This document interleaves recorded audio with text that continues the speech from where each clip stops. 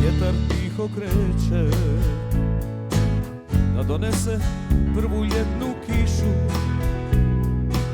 dok se ona polagano šeće, pogledima momci stazu brišu, a kiša će skoro da procuri.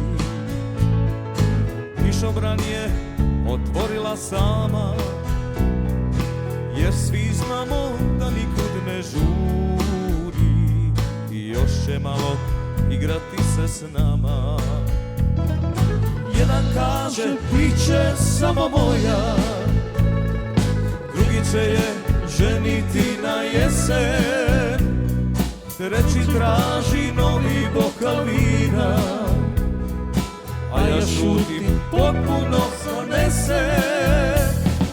Jedan kaže bit će samo moja, drugi će je ženiti na jesen, treći traži novi bokal vina, a ja šutim potpuno zanesen.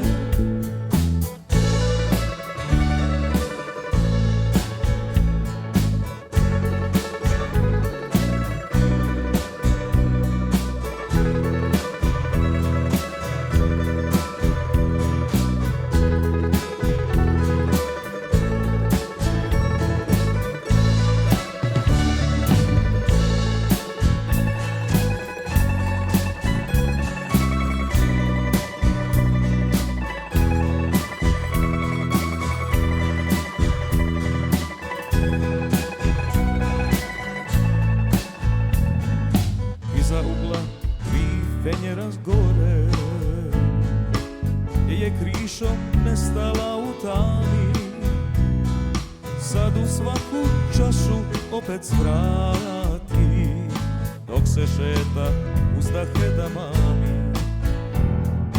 Neretva se opet čudno plavi, ljubomorno čuva oči njene, talasima svojim će da javi, kad u šetnju ona opet krene.